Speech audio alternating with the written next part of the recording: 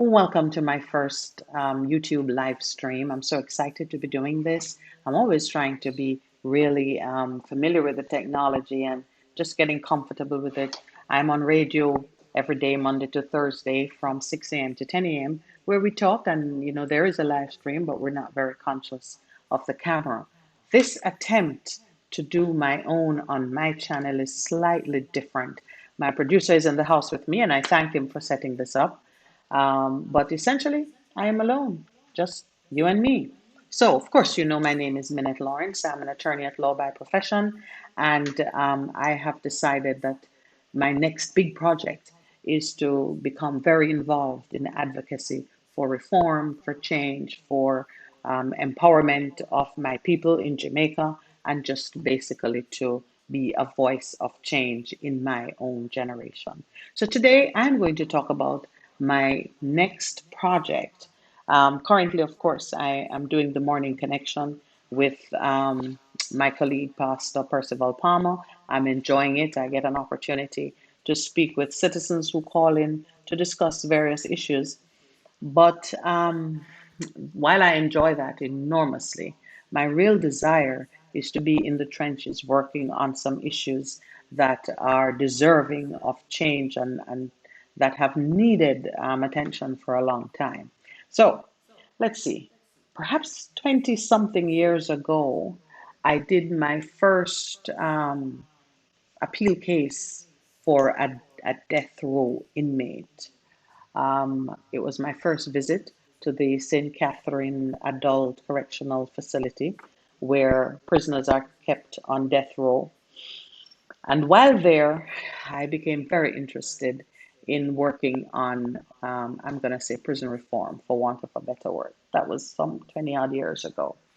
Quite recently, when I started doing the morning connection, the same client of 20 odd years ago made contact with me, and this caused me to revisit my original interest working on this area. So I've started to do some research, and I'm looking at a very old case. It is the Locus Classicus in Jamaica, the case that resulted in pretty much the cessation of the execution of the death sentence. Pratt and Morgan, a decision of the UK Privy Council, or the advisors to Her Majesty in Council, and it is a 1993 case.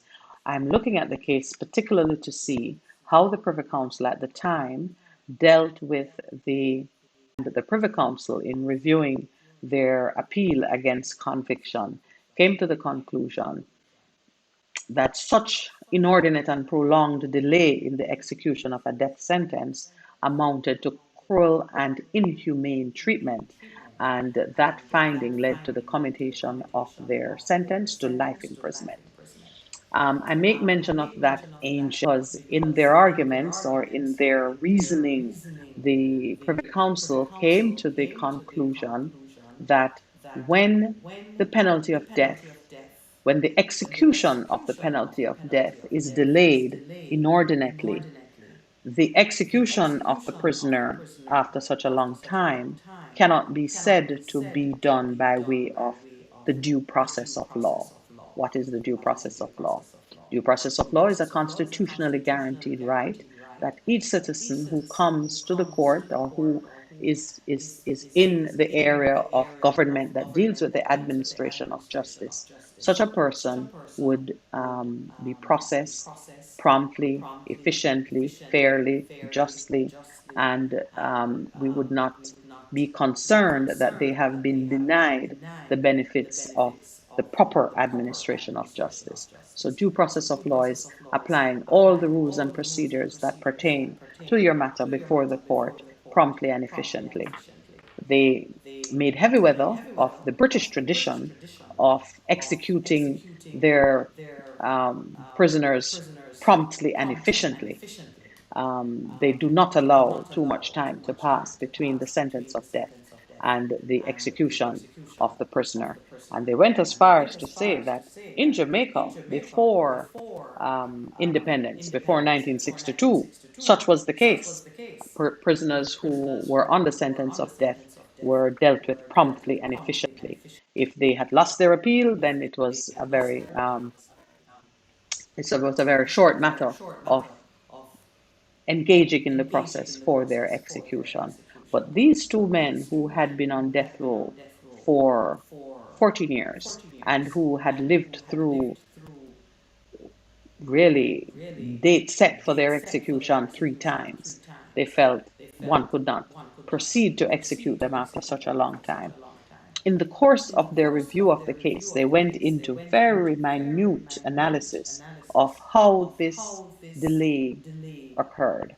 And they looked specifically at the fact that the Court of Appeal, which heard and dismissed the appeal, that they gave their decision dismissing the appeal in 1979 or 1980, and it took them 3.5 years. The Court of Appeal did not deliver their reasons for the dismissal of the appeal until 3.5 years later. Now, it is par for the course in Jamaica for persons to wait 2 years, 2.5 years, sometimes even 6 years for judgment to be delivered.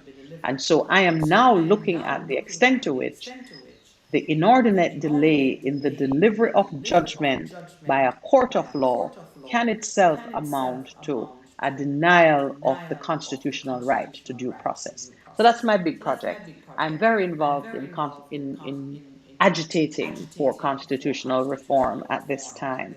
And I'm beginning to look at the kinds of conduct that would amount to a denial or an interference in certain constitutional rights. Naturally, I'm looking at due process of law, and my client or my longtime client who was ultimately convicted of murder and has already served, I think 17, 18, maybe. I think probably about 20 years of his sentence and is eligible for parole at this time, has reignited that fire in me to look at what happens to our citizens who end up behind bars. So stay with me as I go on this quest to find justice or to look acutely at the administration of justice as it pertains to those citizens who are behind bars. There is a provision in our Constitution for us to be very, very mindful that when measures are imposed by government or government agencies which interfere with the enjoyment of our constitutionally guaranteed rights, that those measures are both proportionate to the objective that the government is seeking to achieve and that those rights are not disturbed lightly.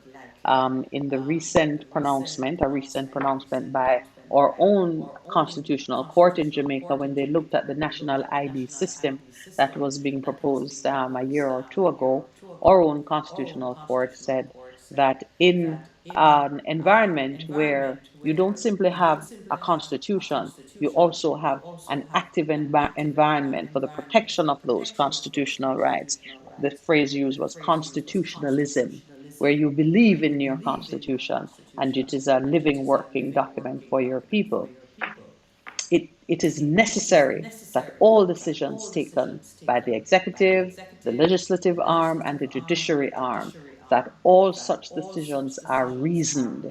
And they went as far as to say that if there are no reasons given, no justification that rise to the level of what would be demonstrably justified in a free and democratic society, if you can't see that rational connection between the measure and the objective, then all such decisions are unreasonable, they are unfair, they are biased, they are irrational.